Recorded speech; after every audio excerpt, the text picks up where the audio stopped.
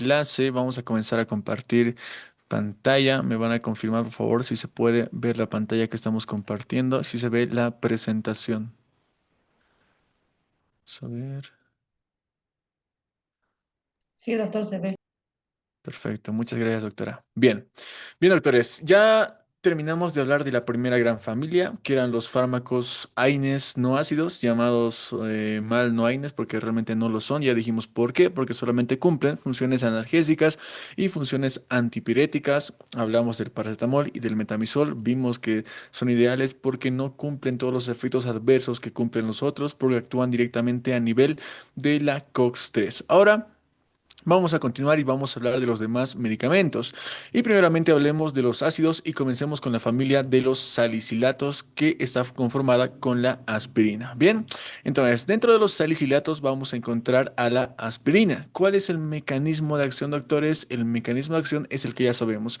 Van a inhibir a la vía de la ciclooxigenasa de forma irreversible, tanto a la COX-1 como a la COX-2. Entonces, ¿qué va a hacer la aspirina? Va directamente a venir y va a inhibir a toda esta vía, tanto la COX-1 como la COX-2. Ahora, acá entra un punto muy importante y es que la aspirina sí cumple las 4 A's, que son la función analgésica, antipirética, antiinflamatoria y antiagregante plaquetaria. Pero esta aspirina va a tener una afinidad mucho más importante a este nivel, a nivel de los tromboxanos, específicamente acá. Recuerdan que la COX se encarga de dar origen y escindir a los endoperóxidos cíclicos. La aspirina va a actuar mucho más frente a los tromboxanos. Por ende, si hablamos de todas las funciones analgésica, antipirética y antiagregante, la función antiagregante va a ser la más grande y la más importante cuando hablamos de la aspirina.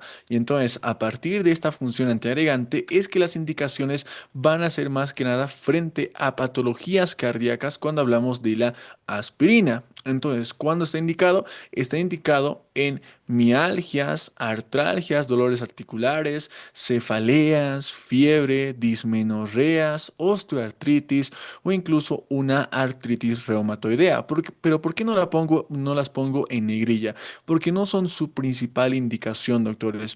Su principal indicación, ¿cuál va a ser? Va a ser principalmente patologías cardíacas, como cuáles, como una angina inestable, como un infarto agudo de miocardio o incluso como trastornos trombolíticos, en los cuales tal vez el paciente tiene elevados niveles de plaquetas y se pretende reducir justamente la funcionalidad del mismo, principalmente como que como un cardioprotector. Bien, ahora, ¿cuáles son las contraindicaciones de la aspirina? Las contraindicaciones van a ser, número uno, hipersensibilidad a los salicilatos. Número dos, el embarazo. Y acá sí ya podemos decir que está contraindicado. ¿Por qué? Porque si bien tiene más función antiagregante, la función analgésica, antipirética y demás, y por ende, frente a las prostacyclinas y a las prostaciclinas, también está presente y por ende tenemos que evitarlo en pacientes gestantes. Por otra parte, también debemos evitarlo en pacientes con trastornos de la coagulación. Pero acá vamos a encontrar lo contrario a lo que vimos acá. Acá tal vez tiene elevados niveles de acción a nivel de los trombos. Acá podemos encontrar tal vez lo contrario, que el paciente tiene disminución o una alteración a nivel de los trombos de tal forma de que no actúan bien y tiene escasa cantidad tal vez el paciente y darle aspirina a un paciente con un trastorno de la coagulación, pues podríamos agravar mucho más la enfermedad. Y por último, infecciones virales como la varicela y la influenza. Y esto va muy de la mano con lo que dijo la doctora hace un momento a partir del dengue y en un momento lo vamos a explicar. Pero miren, infecciones virales como la varicela y la influenza. ¿Por qué? Porque se ha encontrado una estrecha relación entre pacientes que se encuentran con esta infección y la utilización de la aspirina. ¿A fin de qué? A fin de que cuando se mezclaba esto, producían un síndrome muy importante y característico de la aspirina, que es el que vamos a ver a continuación. Pero ahora, ¿cuáles son los efectos adversos que puede producir la aspirina? Pueden ser úlceras gástricas, ya sabemos por qué, porque vamos a bloquear la parte de la protección gástrica, úlceras duodenales, puede ser hepatotóxico por el metabolismo a nivel del hígado, puede producir broncoespasmo, más adelante les voy a decir por qué, puede producir asma, erupciones cutáneas, hemorragias gastrointestinales, toxicidad renal en raras ocasiones, pero el más importante cuando hablamos de la aspirina va a ser el síndrome de Rey por mucho. ¿Qué es el síndrome de Rey? Es una encefalopatía hepática, un daño que puede ocurrir en el niño principalmente pediátrico que ocurre a nivel del hígado, pero que puede llegar a nivel del sistema nervioso central y puede ser realmente incluso mortal para el paciente. ¿Y cuando se presenta? Principalmente cuando se combina la aspirina juntamente con una infección viral que tenga el paciente. Por ende, en infecciones virales como la varicela o la influenza, jamás utilizar la aspirina porque podremos producir e inducir un síndrome de Rey, que es una encefalopatía hepática incluso mortal para el paciente. Bien, ahora, cuando hablamos de las dosis de la aspirina, esta se puede administrar en dosis iniciales de 325 a dosis máximas de 650 miligramos, con una de frecuencia de 4 a 6 veces por día. La vida media va a ser de 9 a 16 horas o de 3 a 4 horas dependiendo de la dosis y la presentación va a venir en tabletas de 100, 300, 325, 500 y 650 miligramos. Ahora, nuevamente, estas dosis son más que nada para cuando tratamos de tratar cefaleas, fiebre, dismenorreas u osteoartritis, pero si nuestro objetivo es ser cardioprotectores frente a una angina, para prevenir un infarto agudo de miocardio o un trastorno trombolítico, pues en esos casos con 100 miligramos al día ya tenemos un efecto cardioprotector y no hay ningún tipo de problemas. Bien. Ahora, algo muy importante, la aspirina, al igual que el paracetamol, también no debe administrarse a dosis por encima de los 4 gramos. Si realmente con 100 miligramos les digo que es suficiente, llegar a los 4 gramos realmente es muy, pero muy difícil e incluso innecesario, tal vez podríamos reemplazarlo con otro medicamento. Pero si un paciente recibe dosis por encima de 4 gramos al día de la aspirina, puede llegar a sufrir intoxicación hepática. Y muy importante, si estas dosis llegan a ascender de 10 a 30 gramos al día, pueden ser incluso letales y pueden producir muerte y necrosis en el paciente. Y nuevamente, si tenemos que existe un paciente que ha sufrido una dosis letal de la aspirina, ¿qué es lo que tenemos que hacer? Pues seguir este algoritmo, que consiste en primero, realizar un correcto lavado gástrico en el paciente. Lo siguiente, carbón activado. Ya les dije para qué, para evitar que se absorba más la aspirina a nivel del paciente. Lo siguiente, soluciones de bicarbonato. ¿Por qué? Porque acá estamos hablando de fármacos ácidos, ácidos. ¿Y qué van a provocar estos? Van a provocar una acidosis metabólica principalmente en el paciente. Y esta acidosis solamente la podemos controlar a partir de qué? A partir de soluciones de bicarbonato que van a tratar de neutralizar esta acidez a partir de aumentar la alcalinidad. Y por último, si la aspirina realmente se ha administrado en dosis tan elevadas, podríamos estar incluso induciendo hemorragias en el paciente y para evitar esta inducción de hemorragias en el paciente, pues la vitamina K va a ser bastante ideal porque ayuda mucho en los factores de coagulación y por ende una correcta coagulación. Entonces, no tienen que olvidar esto, lavado gástrico, carbón activado, soluciones de bicarbonato y finalmente vitamina K. Bien. Ahora, muy importante también, como les dije, 100 miligramos al día de aspirina es más que suficiente para que esta tenga una función y un efecto cardioprotector. Miren, acá dice aspirinetas, aspirina de 100 miligramos una vez por día con función antiagregante plaquetaria. Bien, entonces, esta es la aspirina, doctores, y nunca tienen que olvidarse. Más que nada indicado cuando tenemos algún tipo de patología cardíaca, angina, infarto agudo del miocardio o un trastorno trombolítico. Más que nada actúa frente a los tromboxanos. Esa también es pregunta de examen. ¿Dónde actúa la aspirina? Principalmente a nivel de los tromboxanos, aunque también actúa a los otros niveles, pero acá actúa con mucho más énfasis, doctores. Bien. Entonces, ya tenemos acá la segunda gran familia, que son los salicilatos. Ahora hablemos de los ácidos propiónicos. Y acá vamos a encontrar a tres medicamentos. también bastante conocidos, que son el ibuprofeno, el naproxeno y el ketoprofeno. Entonces, ¿cuál es el mecanismo de acción? Es justamente el mismo que vimos anteriormente, que va a ser inhibir de forma no selectiva a la vía de la ciclooxigenasa, tanto a la COX-1 como a la COX-2. Por ende, si inhibimos a la COX-1 y a la COX-2, vamos a inhibir todo lo que estamos viendo acá: agregación plaquetaria, dolor, fiebre, ducto arterioso, protección gástrica, renal y cardiovascular. Bien, entonces de igual forma vamos a encontrar que las funciones de cada medicamento van a estar remarcadas. Por ejemplo, si hablamos del ibuprofeno, este va a tener una función analgésica bastante potente, una función antipirética bastante elevada, una disminución en la función antiinflamatoria y una mínima función antiagregante. Lo más importante va a ser la función analgésica y la función antipirética, pero también tenemos función antiinflamatoria y casi nada de función antiagregante. Bien. Entonces, a partir de ello, ¿cuáles son las indicaciones del ibuprofeno, naproxeno y ketoprofeno?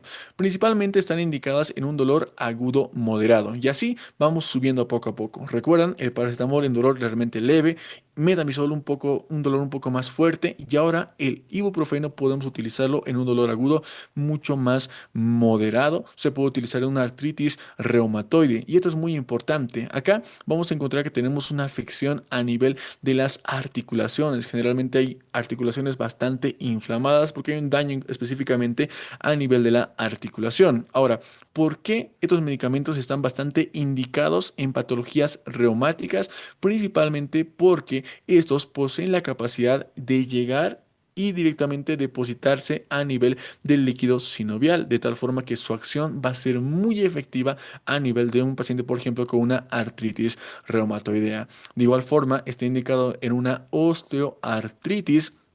Y por último, en un cierre del ducto arterioso persistente. Y acá muy importante, recuerdan que les dije que no tenemos que utilizar estos medicamentos porque pueden producir un cierre del ducto arterioso persistente y esto es incompatible con la vida intrauterina. Pero acá viene lo siguiente: ¿qué pasaría si el recién nacido nace, pero aún su ducto se encuentra abierto? Eso sería incompatible con la vida extrauterina. Entonces, en este caso de pacientes, sí podemos utilizar esos AINES como el ibuprofeno, por ejemplo. ¿Qué es lo que van a hacer? Que van a venir y van a cerrar ese ducto arterioso y por ende salvaríamos la vida del paciente en la vida extrauterina. Bien. Ahora, por otra parte, cuando hablamos del naproxeno o el ketoprofeno, está también indicado mucho en la artritis gotosa aguda. ¿Por qué? Porque estos medicamentos, aparte de tener función analgésica, antipirética, antiagregante y antiinflamatoria, también poseen una función uricosúrica, es decir, que van a eliminar niveles de ácido úrico fuera del cuerpo. Y eso está muy bien principalmente para quienes, principalmente para pacientes con artritis gotosa aguda o la famosa gota. De igual forma, está muy bien utilizarlo en pacientes con espondilitis anquilosante, que básicamente es una alteración a nivel de las articulaciones de la columna vertebral y a nivel de la articulación sacroiliaca. También en pacientes con artritis idiopática juvenil. Y por último, en una dismenorrea en pacientes femeninas cuando se encuentran con cólicos a partir de la menstruación y también en un dolor posoperatorio. Es decir, si el dolor es mucho más fuerte, van a ver, por ejemplo, una apendicitis, una colecistitis o una cesárea tal vez complicada, se va a su casa la paciente con una amoxicilina o con un ibuprofeno. Y es más que suficiente generalmente. Bien, ahora, ¿cuándo está contraindicado utilizar los medicamentos? Están contraindicados en una hipersensibilidad al medicamento. También en pacientes que tengan enfermedad ulcerosa péptica, porque podemos agregarlo, ya sabemos por qué, porque vamos a inhibir a las prostaglandinas. En pacientes gestantes no se tiene que utilizar porque podemos generar ese cierre del ducto arterioso persistente. También en pacientes en etapa de la lactancia no se tiene que utilizar porque el medicamento generalmente se puede eliminar a partir de la leche, entonces puede generar cambios. También en pacientes con dengue no se lo debe utilizar. Y justamente acá he estado lo que decía la doctora anteriormente, que en pacientes con dengue no tenemos que utilizar ningún tipo de AINES. Y esto está muy bien. No podemos utilizar ningún tipo de AINE. ¿Por qué? Porque una de las características fundamentales cuando hablamos de la infección del dengue es que esta enfermedad generalmente produce trombocitopenia, es decir, disminución de las plaquetas y por ende las defensas en el paciente. Ahora, ¿qué pasa? Que como les dije, estos medicamentos tienen las 4 As y acá la que nos interesa va a ser la función antiagregante, que por más que sea mínima como lo estamos viendo acá, es más que suficiente para agravar mucho más la parte de las plaquetas y disminuirlas todavía más en el paciente con dengue. Por ende, ¿qué medicamentos, si no podemos utilizar ningún tipo de AINES, están indicados en un paciente con dengue? Pues los medicamentos que están indicados son los que vimos en la primera línea, que eran justamente el paracetamol y el metamizol. De primera línea el paracetamol y como segunda línea el metamizol también se puede utilizar, aunque hay algunos artículos que son un poco controversiales, pero sí se puede utilizar el metamizol, pero siempre y cuando sea como que la última, la única elección. De primera línea tiene que ser el paracetamol en pacientes con dengue. Bien, ahora, aparte de ello, también vamos a encontrar que no debemos utilizarlo en pacientes con hipertensión arterial. ¿Y justamente por qué? Por lo que le decía hace un momento al doctor, porque podríamos ser capaces, uno, de inhibir la función de los antihipertensivos, pero también porque podríamos a partir de esos medicamentos elevar la presión arterial hasta en un 15%, incluso según algunos estudios. ¿Pero por qué? Porque recuerdan la función que les dije que cumplían los AINES a nivel de la arteriola aferente, que generalmente producían una vasodilatación. En este caso bloqueamos esto y por ende produciríamos lo contrario, una vasoconstricción a nivel de la arteriola aferente, que dejaría sin mucho aporte de sangre a los riñones, pero aparte de ello, también estimularía ese aumento en la resistencia vascular periférica, que más adelante podría aumentar incluso la presión arterial en la paciente. Bien. De igual forma, no se lo puede utilizar en pacientes con rinitis, con pólipos o menores de 6 meses, pero acá nuevamente tenemos que tomar en cuenta la parte de riesgo-beneficio. Por ejemplo, obviamente no es ideal utilizarlo en menores de 6 meses, pero si lo requiere para este cierre del ducto arterioso persistente, obviamente un pediatra es el que tiene que hacerlo, pues sí va a ser necesario y va a ser bastante útil para el paciente. Bien, ahora, ¿cuáles son los efectos adversos que puede producir? Puede producir efectos gastrointestinales, ya explicamos por qué. Puede producir náuseas, diarrea, vómitos, hemorragia gastrointestinal, melena, ulceración gastrointestinal, nefrotoxicidad, ya dijimos por qué, insuficiencia cardíaca congestiva, enfermedad diarreica aguda, cierre del ducto arterioso persistente precoz, exacerbación de asma. Acá, doctores, exacerbación de asma. ¿Qué tiene que ver un AINE con el asma? ¿Alguien tiene una idea de esto? Puede producir una vasoconstricción en los bronquios, tal vez. Sí, podría Doctor, provocar. Sí, al doctor. bloquear las ciclooxigenasas, pues, hay más propensa a activar al otro, a los leucotrienos. Excelente, doctor, muy bien. Y justamente es También, lo que pasa. ¿Qué es lo que pasa? Que miren, estos bloquean por completo la vía de la ciclooxigenasa. Ustedes en este momento tal vez no lo sepan, pero acá, después de esta vía, encontramos otra vía, y es una vía de la que vamos a hablar el día de mañana cuando hablemos de los corticoides. Pero ¿qué pasa? Que en el otro lado tenemos a la vía de la lipooxigenasa. Esta otra vía es muy importante. ¿Por qué? Porque esta vía se va a encargar de escindir y dar origen a los famosos leucotrienos, una respuesta inmunitaria completa dentro de nuestro cuerpo. Entonces, ¿qué pasa? Que si en nuestro cuerpo nosotros inhibimos por completo a la vía de la ciclooxigenasa, toda esa estimulación que estaban haciendo a ese nivel, pues se va a escindir y dar origen a la otra vía, que es la vía de la lipooxigenasa. Y esta vía de la lipooxigenasa se va a encargar justamente de producir esa exacerbación a partir de la estimulación de los leucotrienos y por ende de producir una broncoconstricción y por ende asma en el paciente. Por eso es que puede ocurrir esto en el mismo y también tenemos que tener mucho cuidado en pacientes que sean asmáticos. Excelente, doctores. Bien, ahora. Otro efecto adverso puede ser la ototoxicidad, pruritoictericia y trombocitopenia. Ahora, Puntos importantes, nuevamente, la unión a proteínas de esos medicamentos va a llegar a ser hasta de un 99%, principalmente el ibuprofeno, y nuevamente compite con otros medicamentos y se tiene que tener mucho cuidado, especialmente con los fármacos antihipertensivos y corticoides, como les dije hace un momento. Bien, ahora, ¿cuáles son las dosis del medicamento? Primero, el ibuprofeno se puede administrar en dosis iniciales de 400 miligramos a dosis máximas de 600 miligramos. Esto igual tenemos que saberlo de memoria, 400 miligramos. Paracetamol 500 miligramos. Aspirina 100 miligramos. Bien. Con una frecuencia de 3 veces durante el día, tiene una vida media de 2 horas y la presentación en la que viene va a ser en tabletas de 200, 400, 600 y 800 miligramos y también viene en cápsulas. Por otra parte, el naproxeno. El naproxeno se puede dar en dosis iniciales de 275 miligramos, dosis máximas de 500 miligramos, con una frecuencia de 2 veces al día, tiene una vida media de 14 horas y viene en tabletas de 100, 250, 275 y 500 miligramos.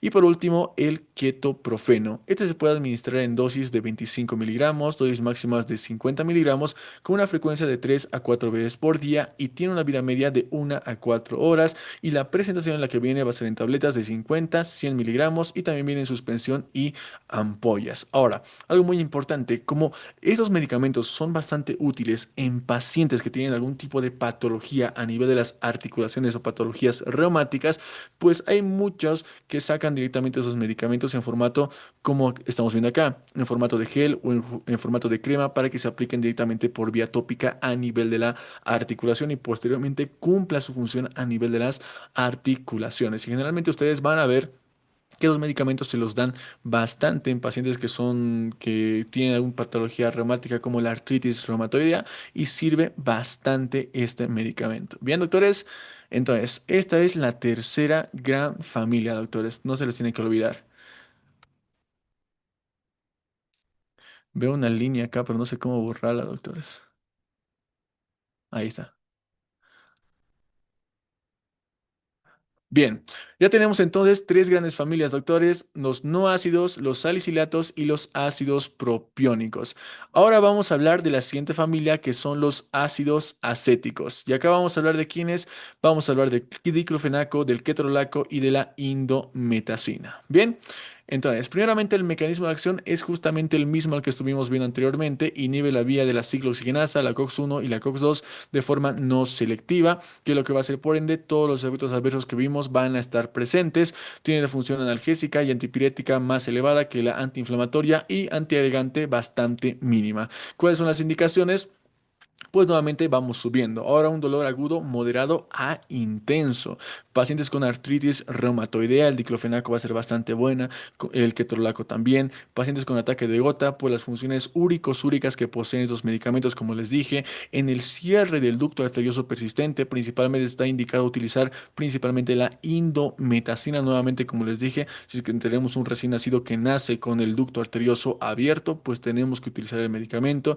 También en pacientes con artrosis, con un dolor postoperatorio, se puede utilizar estos medicamentos, son bastante buenos. Pacientes con el síndrome de Reiter, espondilitis anquilosante, que va a ser una alteración que altera generalmente a nivel de la columna vertebral, como les dije. Y muy importante, acá está lo que les dije anteriormente, de la indometacina. Anteriormente se lo utilizaba y tal vez muchos de ustedes lo han visto y lo siguen utilizando. La indometacina también se puede utilizar para suprimir las contracciones uterinas en pacientes con amenaza de parto prematuro, es decir, pacientes que se encuentran con contracciones uterinas, pues la indometacina puede actuar bastante bien como un tocolítico, inhibiendo y evitando estas contracciones uterinas. Bien. Ahora, estas contracciones uterinas siempre tenemos que tener mucho cuidado para utilizar la indometacina. ¿Por qué? ¿En qué fechas o en qué semanas se los puede utilizar? No se los tiene que utilizar en el embarazo en el primer trimestre y luego de la semana 32. Si se lo utiliza antes, todavía es viable, pero nuevamente les digo, según las últimas bibliografías, incluso indican no utilizar para nada la indometacina. Pero si se encuentra, por ejemplo, en provincia, en comunidad y no tienen otro medicamento y tienen una paciente que está a punto de dar a luz y tenemos que suprimir esas contracciones, pues ahí sí pueden utilizar la indometacina, por ejemplo, por vía rectal, pero siempre viendo esto, que sea que no esté en el embarazo en el primer trimestre, ni tampoco luego de las 32 semanas. Bien. Entonces, cuando también está contraindicado la indometacina y los medicamentos están contraindicados en hipersensibilidad al medicamento, pacientes con alergia, con enfermedad ulcerosa péptica, alteraciones de la coagulación, asma, dengue, hipertensión arterial, ya les expliqué por qué, rinitis, pólipos nasales y la cuestión del embarazo. ¿Cuáles son los efectos adversos? Son nefrotoxicidad en recién nacidos, úlceras y diarreas, cefalea frontal, neutropenia, trombocitopenia, anemia plástica, puede ser gastrolesivo, ya sabemos por qué, puede ser hepatotóxico, puede producir somnolencia, puede ser hepatotóxico, puede producir una hemorragia, anemia, dispepsia y finalmente náuseas. Bien. Nuevamente, cuando hablamos de la unión a proteínas, esta es bastante elevada, se puede unir hasta en un 90% a las mismas y compite mucho frente a los fármacos. Generalmente, si está utilizando un fármaco el paciente, pues lo puede retirar y puede competir con el mismo. ¿Cuáles son las dosis? Igual eso tienen que aprendérselo de memoria. Dosis diclofenaco se puede administrar en dosis iniciales de 50 miligramos, dosis máximas de 75 miligramos, con una frecuencia de 4 veces por día. Tiene una vida media de 2 horas y la presentación en la que viene va a ser en tabletas de 50, 75, 100 miligramos y también en inyectables de 75 miligramos. Por otra parte, el ketorolaco se puede administrar en ampollas y en tabletas. En ampollas de 30 a 60 miligramos con una dosis única, generalmente tiene una vida media de 5 horas y la presentación en la que viene va a ser en ampollas de 30 miligramos por ml y de 60 miligramos por 12 ml. Y si queremos utilizar tabletas, se puede utilizar de 10 miligramos a 20 miligramos y la presentación en la que viene va a ser en tabletas de 10 y 20 miligramos. Y por último, la indometacina, como les dije, miren. Se puede administrar en dosis iniciales de 25 miligramos, dosis máximas de 50 miligramos con una frecuencia de 2 a 3 veces por día. Tiene una vida media de 5 horas y viene en cápsulas de 25, 50 y 100 miligramos, pero también se lo puede utilizar en supositorios de 50 miligramos. Bien, generalmente se administra de 50 hasta 100 miligramos o algunos hasta 150, pero más que nada 100 miligramos, doctores. Es por vía rectal y suele ser suficiente para suprimir las contracciones uterinas, pero nuevamente les digo, si es que el riesgo-beneficio lo requiere o si es que lo están utilizando de forma normal, porque en los hospitales muchas veces lo utilizan de forma rutinaria la indometacina y no hay ningún tipo de problemas, pero lo que dice la teoría y la bibliografía es lo que acabo de mencionarles. Bien, doctores. Entonces, hasta acá ya tenemos la cuarta familia. Hasta acá, doctores. ¿Tienen alguna duda o alguna pregunta? Solamente nos faltan dos familias más. Vamos a leer el chat. A ver, tenemos una pregunta acá. Doctor, ¿por qué tiempo podría tomar un paciente paracetamol de 1 gramo combinado con 100 gramos de Lertus diclofenaco sódico para el dolor después de una cirugía abdominal peritonitis?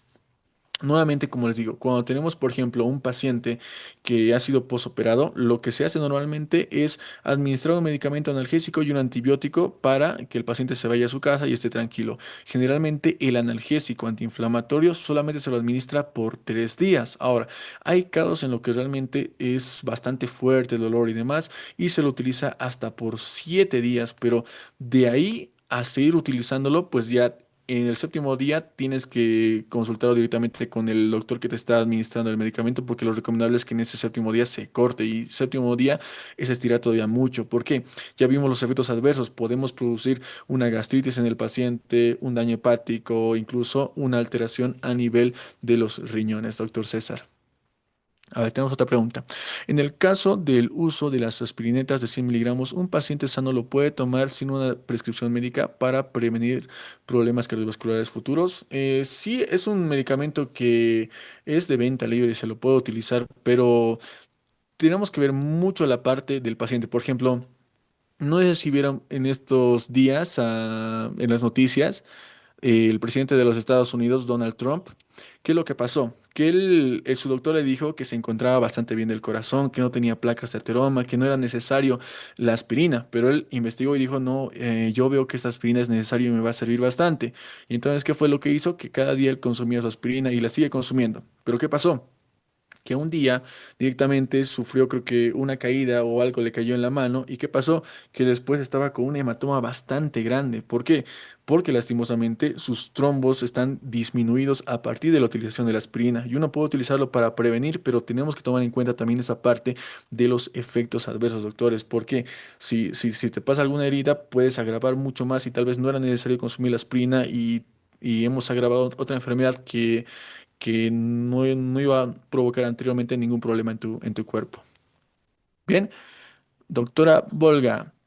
¿Por qué la indomitacina no se puede administrar mayor a las 32 semanas? Justamente por la relación que vimos anteriormente con la parte del cierre del ducto arterioso persistente. Si se administra después de las 32 semanas, pues podemos complicarlo y más todavía con la relación que tiene con los otros medicamentos como los corticoides que vamos a ver el día de mañana, como la dexametasona y la betametasona que también se utilizan en esas fechas.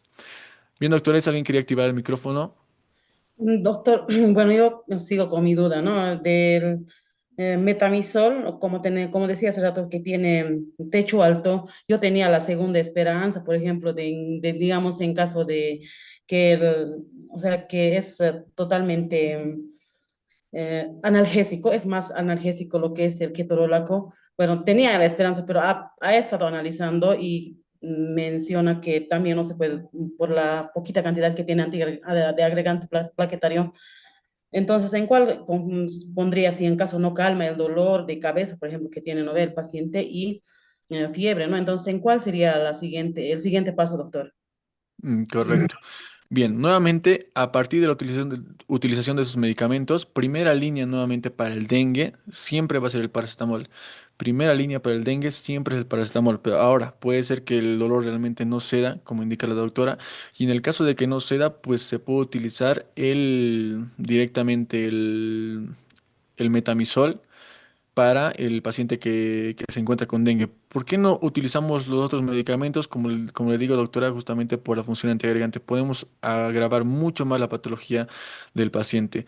Esos son los medicamentos que se tienen que utilizar en un paciente con dengue. Los otros incluso podrían agravar la mayoría la sintomatología y el cuadro del paciente. Igual mañana y el día miércoles vamos a hablar de los otros medicamentos que son opciones frente a dolor, pero no frente a dolor para un paciente que se encuentre con infección del dengue, pero que son opción y alternativa cuando tenemos un paciente, por ejemplo, que no cede. Porque acá estamos hablando de los analgésicos más leves frente a dolor. AINES, primeramente los analgésicos antipiréticos, después de esos los AINES, que son analgésicos, antipiréticos, antiinflamatorios y antiagregantes. Pero por más que hablemos de todos estos, van a ver que incluso el paciente recibiendo un celecoxib, un diclofenaco, no va a ceder el dolor por más que tenga un ketorolaco. Entonces, en esa opción que podemos utilizar los corticoides. Y ahí entra la parte de la escala terapéutica de dolor. Primeramente utilizamos los corticoides y si estos no llegan a funcionar, pues utilizamos los opioides y ya si esos no funcionan, realmente las opciones terapéuticas son bastante mínimas, pero vamos a hablar de todos esos frente al dolor, doctora. Gracias. Perfecto. Muy bien, muy buen aporte también la doctora Gabriela. El dolor en el dengue mejora con la hidratación, con una buena hidratación, correcto. Con una buena hidratación generalmente y con la parte del paracetamol ayudando, generalmente suele ser más que efectivo, doctora. Pero bueno, continuamos con los últimos medicamentos, doctores, que son los Oxycams y los Celecoxibs. Primeramente hablemos entonces ahora de los Oxycams. Cuando hablamos de los Oxycams, acá tenemos que vamos a encontrar dos, que van a ser el piroxicam y el meroxicam. ¿Cuál es el mecanismo de acción, doctores? El mecanismo de acción de estos es inhibir la vía de la ciclooxigenasa COX-1 y COX-2 de forma no selectiva. Tiene función analgésica, antipirética, antiagregante y antiinflamatoria. Bien. De igual forma, todos estos se van a hacer presentes cuando hablemos de estos medicamentos en efectos adversos. Pero un punto muy importante, recuerdan anteriormente que la doctora hizo una pregunta acerca del piroxicam y el meroxicam. Justamente estos son muy importantes. ¿Por qué? Porque tienen una mayor afinidad a la COX-2 y es por eso que muchas veces incluso en las preguntas de los exámenes se les pueden hacer estos. Les pueden decir, ¿el Oxycam es un fármaco selectivo o no selectivo? Y la respuesta acá es que no es selectivo, pero algunas bibliografías lo toman incluso como selectivo. ¿Pero por qué es esto? Por la afinidad que va a tener frente a la COX-2. Generalmente los Oxycams No son selectivos, pero son mucho más afines hacia la COX-2, es decir, van a actuar mucho mejor frente al dolor, a la fiebre y demás, y casi son nulos los efectos adversos que van a provocar, pero aún así los van a seguir provocando, doctores. Bien, entonces, ¿cuándo está indicado utilizar los medicamentos? En pacientes con patologías reumáticas, como cuáles: la artritis reumatoide, osteoartritis, artrosis, espondilitis anquilosante, la gota aguda, ya dijimos por qué, dismenorrea y trastornos musculoesqueléticos y también la artritis reumatoide juvenil. Por otra parte, ¿cuándo está contraindicado utilizarlos? Está contraindicado una hipersensibilidad a los salicilatos en el embarazo, en la lactancia, en una enfermedad hepática, enfermedades gastrointestinales, hipertensión arterial y también insuficiencia cardíaca congestiva. Y acá entra justamente el punto anterior. Recuerdan que les dije que los COX-2 tenían una función intuitiva, que era justamente cardioprotectora a nivel de la función del cizallamiento.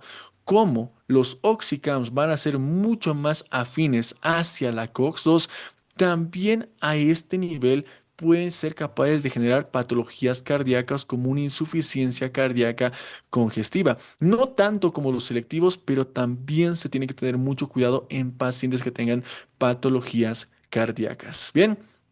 Ahora, ¿cuáles son los efectos adversos? Los efectos adversos van a ser alteraciones gastrointestinales, úlceras pépticas, perforaciones o hemorragias gastrointestinales, somnolencia, mareos, cefaleas, reacciones cutáneas graves, prurito y alteraciones de la función renal y retención hidrosalina. Al igual que los otros medicamentos, va a ser bastante competitiva al momento de unirse a las proteínas, puede unirse en un 99% y puede competir principalmente con fármacos como los corticoides y fármacos antihipertensivos. Bien, ¿cuáles son las dosis que tienen que aprenderse? El piroxicam se puede administrar en dosis iniciales de 10 miligramos, dosis máximas de 20 miligramos, con una frecuencia de una vez por día. Tienen una vida media de 30 horas y la presentación en la que viene va a ser en cápsulas de 10 y 20 miligramos. También viene en gel, en crema y en solución inyectable. Y por último, el meloxicam, que se puede administrar en dosis de 7,5 y 15 miligramos con una frecuencia de una vez por día. Tiene una vida media de 20 horas y vienen tabletas de 7,5 y 15 miligramos. Acá, pero nuevamente lo último y lo más importante, la afinidad a la COX-2 que va a tener. Ahora, nuevamente acá, tal vez la bibliografía pueda decir que es incluso que es selectivo. Eso tienen que leerlo directamente porque sé que hay muchos doctores que incluso tienen sus propios libros. Ahí tienen que revisarlo en esa parte. Pero en la bibliografía que yo les envié, generalmente hablamos de los oxicams como no selectivos, pero sí son más afines hacia la COX-2, doctores. Bien, y por último vamos a hablar de la última gran familia que son los fármacos coxibs. Acá tenemos a quienes, tenemos al celecoxib, al rofecoxib y al heterocoxib. Estos medicamentos sí van a variar en su mecanismo de acción. ¿Cuál va a ser? El mecanismo de acción va a ser inhibir solamente y únicamente a la vía de la ciclooxigenasa porque son selectivos. Veamos un mensaje. No pensaba en eso. Perfecto, doctora Nancy. Bien, entonces el mecanismo de acción es inhibir la vía de la ciclooxigenasa, que es la COX-2. Ahora, ¿qué es lo que van a hacer? Tienen también función analgésica, antipirética, antiagregante y antiinflamatoria, mínimamente la función antiagregante. Bien, ahora, solamente actúa frente a la COX-2, por ende es bastante bueno, diríamos todos, porque va a actuar frente al dolor, frente a la fiebre, frente a la inflamación y absolutamente todo bien, pero tenemos que tener mucho cuidado cuando hablamos de las patologías cardíacas. ¿Por qué? Porque según varios estudios, como les dije anteriormente, y es por eso que muchos medicamentos de acá han salido actualmente del mercado, pueden provocar patologías cardíacas debido a la función cardioprotectora que estaría inhibida a nivel del cizallamiento cardíaco. Por ende, cuándo está indicado y cuándo está contraindicado?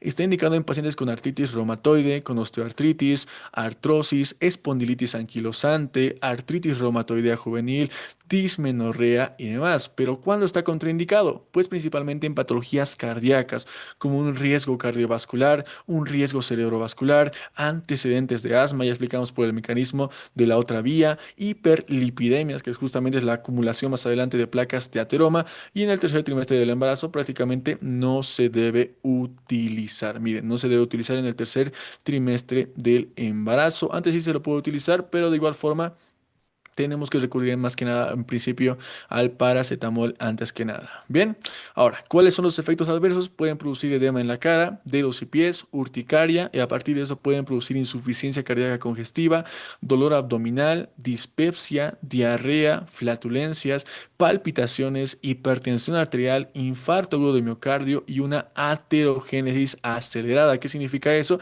Que básicamente se va a formar bastante rápido las placas de ateroma en el paciente. Por eso en patologías cardíacas, con patologías del corazón, se tiene que evitar. Bien. De igual forma, estos medicamentos se unen bastante a proteínas hasta en un 97% de los casos y compite frente a otros medicamentos. Se tiene que tener cuidado en pacientes que tengan comorbilidades. ¿Cuál es el mejor o el que más se utiliza de acá? Va a ser el Celecoxib. Básicamente el único que sigue en el mercado es el Celecoxib. Los demás no, por las patologías cardíacas. Se puede administrar en dosis iniciales de 100 miligramos, dosis máximas de 200 miligramos, con una frecuencia de 1 a 2 veces por día.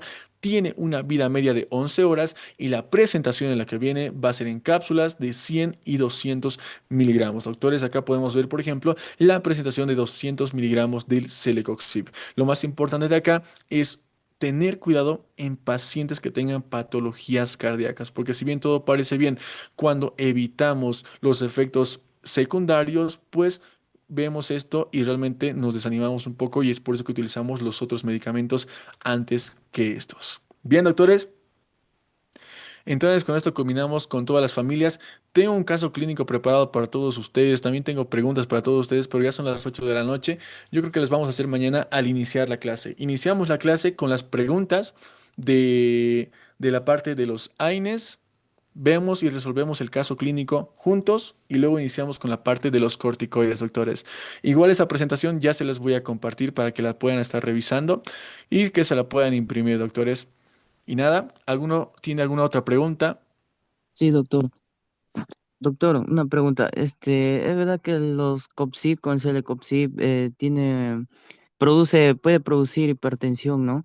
Como dice, pero también los AINES, no selectivos, también como el ibuprofeno, ¿no? También tiene esa categoría de inhibir, de estimular a la cardioprotector, pero ¿por qué ellos no están por qué no se fijan tanto en los AINES no selectivos y sí en los COPSI, o es que tiene una afinidad tan intuitiva en la cardioprotector ese? Perfecto, muy buena pregunta, doctor. Justamente es eso, como les dije, generalmente los AINES como el diclofenaco, el ketorolaco y demás sí pueden llegar a producir una elevación de la presión arterial, pero muchas veces no puede ser elevada, aún así se lo toma en cuenta para evitarla en pacientes que tengan hipertensión arterial. Pero realmente cuando hablamos de los selectivos es mucho más controversial y mucho más peligroso por justamente todos los efectos adversos que les dije, porque no solamente tenemos como efecto adverso que puede elevar la presión arterial, sino también puede elevar la aterogénesis. Y esta aterogénesis es la más importante, porque esta aparición de placas, de ateroma dentro de las arterias, son los principales factores de riesgo para producir un infarto agudo de miocardio, una angina inestable o incluso un accidente cerebrovascular. Este punto es la diferencia frente a los otros AINES que son no selectivos, doctor. Gracias, doctor. Vamos a ver. Tenemos una pregunta. Doctor, disculpe una consulta. Saliendo del tema de hoy, es sobre el uso de antibióticos. Mencionó que después de una cirugía, como por ejemplo una cesárea, se le da a un paciente antibióticos. En ese caso, después de la cirugía se supone que no hay infección. Entonces, después de la cirugía se le está dando antibióticos como profiláctico para evitar una infección durante la recuperación. ¿Este uso de antibióticos es correcto después de cualquier cirugía? Con este uso no estaríamos generando resistencia bacteriana. No, doctor, esto realmente es súper, súper, súper necesario. ¿Por qué? Porque que por más o incluso que haya sido una cirugía mínimamente invasiva en la paciente o el paciente, necesitamos siempre utilizar los antibióticos.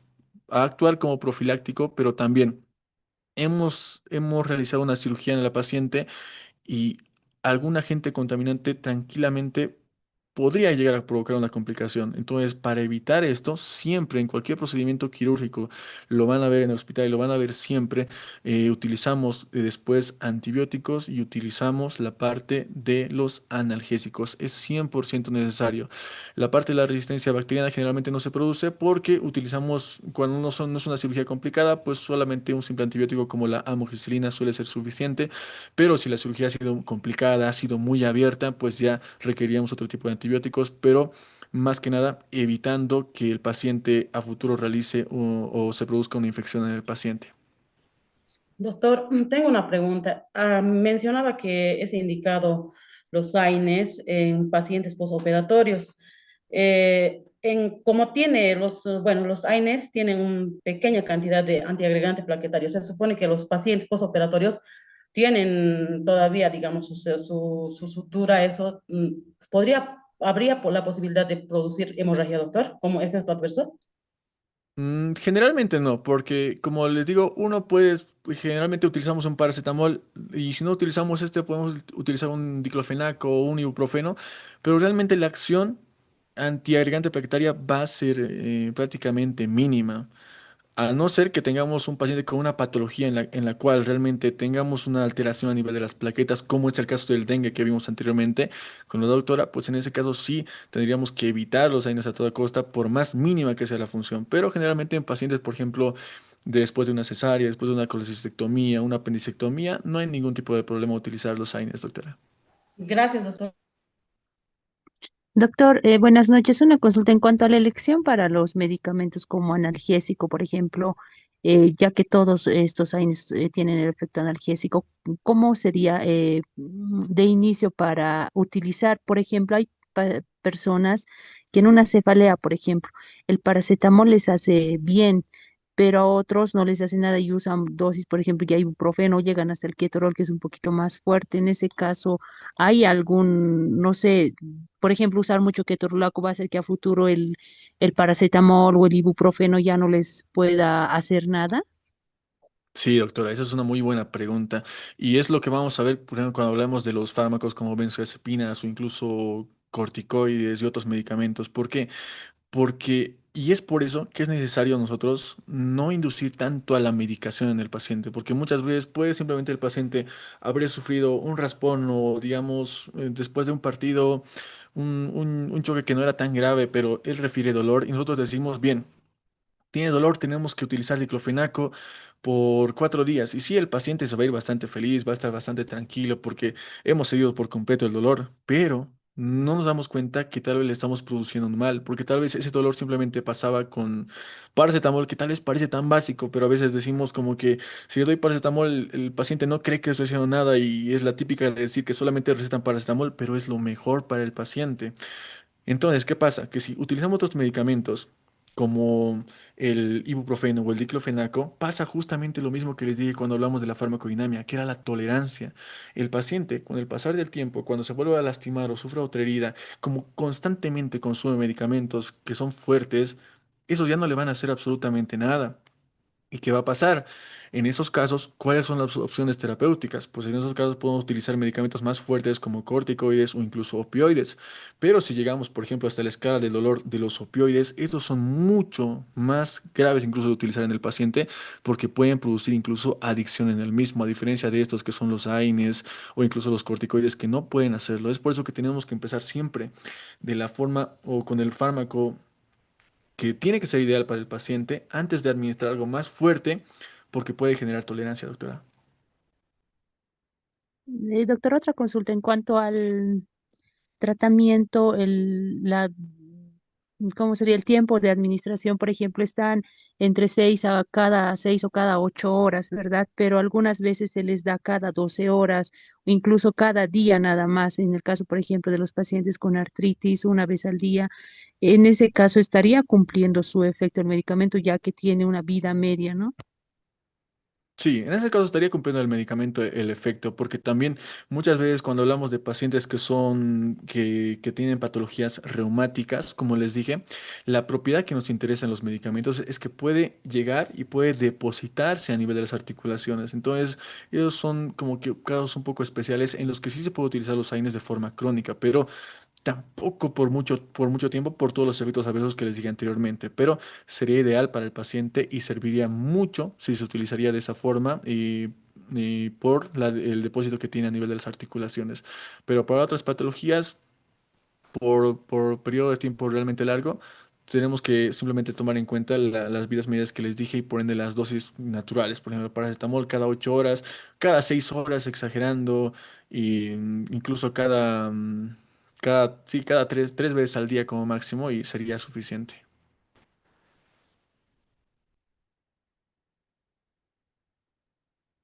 Bien, doctores, ¿alguno tiene alguna otra pregunta? Hay una acá que no entiendo, doctor. ¿Por qué se usaría la aspirina en casos de eclampsia? En casos de eclampsia. La verdad. La verdad, en eclampsia, te mentiría, doctora Viviana, no vi que se utilizó hasta ahora yo la parte de la aspirina en una paciente gestante. E incluso creo que podría ser contraproducente para una paciente. Generalmente, eclampsia, utilizamos los fármacos antihipertensivos que les dije anteriormente, y si esto llega a elevarse y formar una... No, inician preeclampsia. Y si llega a formar una eclampsia, ya se utiliza el esquema SUSPAN, pero la aspirina generalmente no se la llega a utilizar, doctora Viviana. Bien, bien, doctores. Entonces, en un momento les comparto la presentación completa del día de hoy. Espero que les haya gustado mucho la clase. Muchas gracias a todos por las preguntas, doctora Viviana, doctora Pame, doctora Nancy, doctora Gabriela, doctora Volga, doctora Paola. Que tengan una excelente noche. Nos vemos el día de mañana con el caso clínico, las preguntas e iniciamos con la parte de los corticoides. Tengan una excelente noche. Hasta mañana, doctores. Nos vemos. Chao, doctores.